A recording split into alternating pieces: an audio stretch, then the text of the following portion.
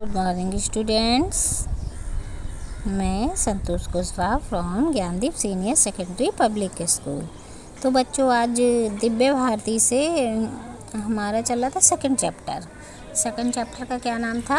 खरगोश शार्पनर। तो वो चैप्टर मैंने आपको रीड करा दिया था, अच्छे से समझा दिया था, ठीक है। तो आज हम उसकी एक्सरसाइज कर रहे थे, क्वेश्चन आंसर हमने कर लिए थे। तो देखिए, मैं एक बार और रिवाइज कर देती हूँ। ये देखिए, पूर्वा नाम की बच्ची थी, वो शॉर्पनर लाई थी। उसका शॉर्पनर कैसा था? खिलौना भी था, शॉर्पनर भी था, इरेज़र भी था, ठीक है। ये मैंने क्वेश्चन आंसर फिल करा दिए थे, सब दर्द है नहीं, एक दिया हुआ है, आप पढ़ लेना इसको। और क्वेश्चन आंसर आप नोटबुक में करेंगे। और ये दिया था मैंने रिक्त स्थान, ये भी आपको बता दिए थे मैंने। फिर आप नेक्स्ट एक्सरसाइज पे आएंगे, गद्यांश। ये मैंने आपको बता दिया था, गद्यांश पढ़कर किस तरीके से क्वेश्चन के आंसर दिए जाते हैं, ठीक है। फिर नेक्स्ट एक्सरसाइज है हमारी, अब कुछ नाम लिखिए। ये भी मैंने आपको करा दिया था, व्यक्तियों के नाम मैंने आपको बताए थे ना, राम, गीता, सीता। और वस्तुओं के नाम, रबड़, मेज, कुर्सी, आप कुछ भी लिख सकते हो। मैंने तो आपको बता दिया था कि स्थान के नाम आप मंदिर, विद्यालय, बाज़ार, अस्पताल कुछ भी लिख सकते हो। पशुओं के नाम में आप शेर, बंदर, हाथी, घोड़ा कुछ भी लिख सकते हो, ठीक है, जो पशु होते हैं, गाय, भैंस। फिर हम करेंगे नेक्स्ट एक्सरसाइज। नेक्स्ट एक्सरसाइज है हमारी, सही बहुवचन शब्द के सामने टिक लगाइए। सही बहुवचन यानी कि इसमें बहुवचन दिए हुए हैं और कुछ गलत भी दिए हुए हैं, तो हमें सही वाला इसमें से ढूंढना है। जैसे गुड़िया लिखा है, अब गुड़िया मीन्स तो एक गुड़िया होता है, हमें किस पे लगाना है? गुड़ियाँ, ठीक है। देखिए, इसमें गुड़ियाँ, गुड़िए, गुड़ियाएँ, ये गलत है ना, तो हमें किस पे लगाना है? गुड़िया पे। चलिए जल्दी से लगा लीजिए, पेंसिल ले लीजिए, फटाफट लगा लीजिए। फिर है लड़की, ठीक है, लड़की। लड़की का एक लड़कियाँ, फिर है लड़कियाँ, लड़किए, तो इसका क्या होगा? लड़कियाँ। यहाँ छोटी की मात्रा आती है, ठीक है, इस पे टिक लगा लीजिए।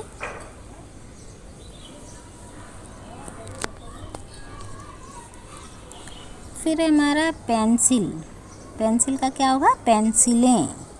पेंसिलें है जी,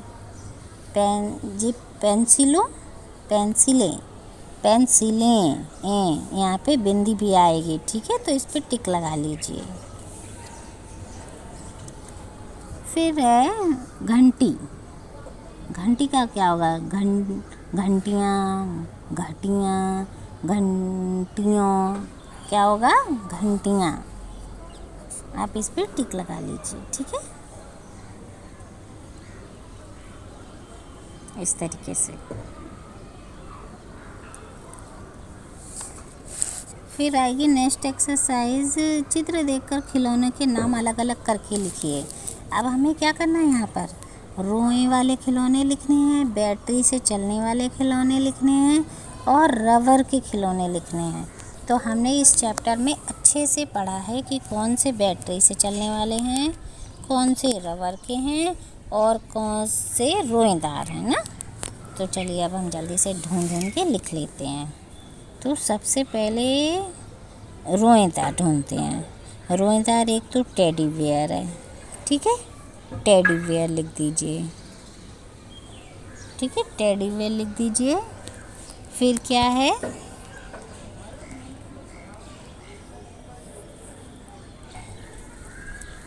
तो आपने लिख लिया बैटरी से चलने वाले कार और शिप। और रबर के खिलौने कौन से हैं? गुड़िया और खरगोश शार्पनर, ठीक है। गुड़िया और खरगोश शार्पनर कैसे हैं? रबर के हैं। गुड़िया भी सॉफ्ट होती है, खरगोश शार्पनर के जो कान है वो रबर के हैं, जिससे वो इरेज कर सकती है पेंसिल का लिखा हुआ, ठीक है। इस तरीके से आप कर लीजिए। और बैटरी से चलने वाले कार और शिप।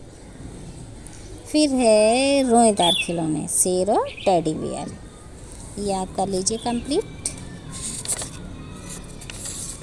फिर इसमें दी हुई है नेक्स्ट एक्सरसाइज,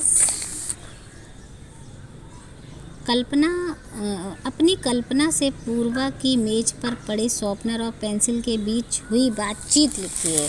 मतलब क्या था, जो अपनी कल्पना से मतलब अपने मन से, अपने दिमाग से लिखना है इसमें कि पूर्वा की मेज पर जो शॉर्पनर पड़ा है और पेंसिल, उसके बीच क्या बातचीत हुई।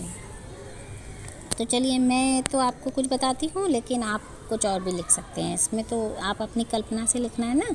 जैसे, पेंसिल बहन तुम उदास क्यों हो।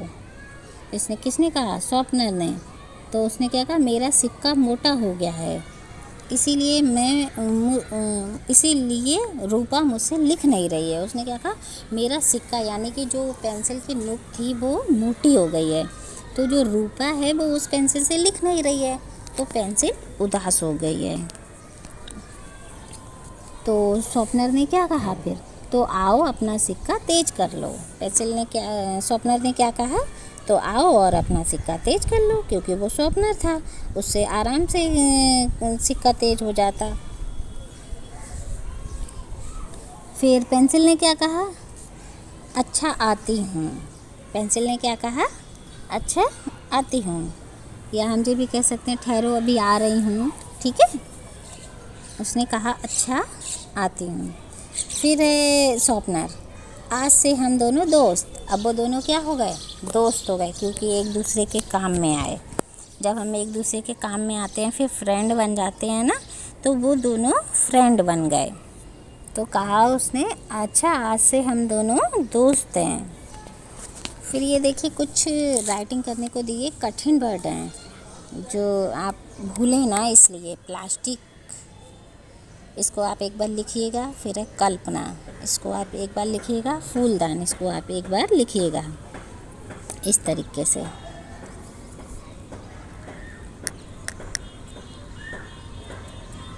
अब इसी के साथ आपके पास भी बहुत सारे खिलौने होंगे। आप भी देखिएगा कि कौन सा खिलौना प्लास्टिक का है, कौन सा रबर का है और कौन सा बैटरी से चलता है। आज आप यही देखना अपने घर में कौन कौन से खिलौने हैं और किस किस तरीके के हैं, कौन से रोएदार हैं। ठीक है, अगर नहीं पता तो मम्मी से पूछो, मम्मी ये रोएदार है या नहीं है। मैंने बताया ना, रोएदार कौन से होते हैं, जिनके ऊपर हल्के से रोएं और बाल होते हैं। ठीक है, जैसे कि हम मंकी खरीदते हैं, डॉग खरीदते हैं और कैट, ये सब जो खिलौने खरीदते हैं तो उनके ऊपर रोएं होते हैं। टेडी बियर, ये क्या है, रोएदार होते हैं। और अगर हम गाड़ी, हेलीकॉप्टर और रोबोट वाले ऐसे कुछ खरीदते हैं तो ये कौन से होते हैं, बैटरी वाले होते हैं। ठीक है, रबर के कौन से होते हैं, गुड़िया और कुछ और खिलौने बच्चों के खेलने के रबर के सॉफ्ट आते हैं।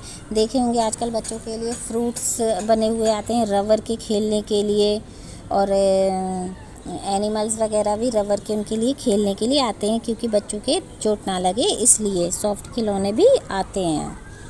ठीक है, तो आज आप अपने घर में चेक करेंगे कौन कौन से रबर के हैं और कौन कौन से बैटरी के हैं और कौन से रोएदार हैं। ठीक है, सारे खिलौने चेक करेंगे।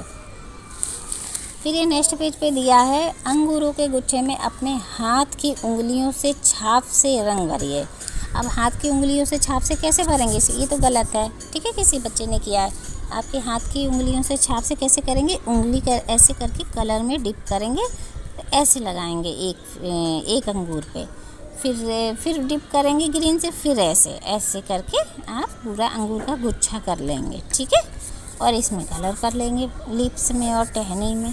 ठीक है, इस तरीके से करेंगे, इस तरीके से ऐसे छाप से भरेंगे इसको, ऐसे करके प्रिंट करके इस तरीके से आप इसको कर लेंगे। आपका ये सेकंड चैप्टर बेटा कंप्लीट हो गया है।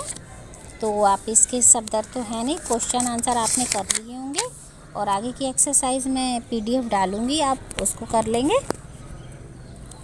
ठीक है, इसकी PDF में डाल दूँगी, आप सारा वर्क कंप्लीट कर लेंगे सारे बच्चे। और सेकंड चैप्टर डालेंगे अच्छे से, पहले नाम डालेंगे, सेकंड चैप्टर पार्ट 2 डालेंगे, फिर क्या डालेंगे, अपने चैप्टर का नाम डालेंगे। उसके बाद 2 लाइन छोड़ देंगे। 2 लाइन छोड़ने के बाद आप शब्द अर्थ तो है नहीं, तो आप क्वेश्चन नंबर 1 डालेंगे। ठीक है, ये है क्वेश्चन नंबर 1, उसका आंसर लिखेंगे एक लाइन छोड़ के, फिर 2 लाइन छोड़ेंगे। हर आंसर के बाद कितनी लाइन छोड़नी है? 2 लाइन छोड़नी है, ठीक है। हर आंसर के बाद 2 लाइन लीव करनी है, फिर आपको नया क्वेश्चन लिखना है, फिर उसका आंसर लिखना है, फिर 2 लाइन लीव करनी है। इस तरीके से आपको करना है ये बार, ठीक है। ओके बेटा, बाय।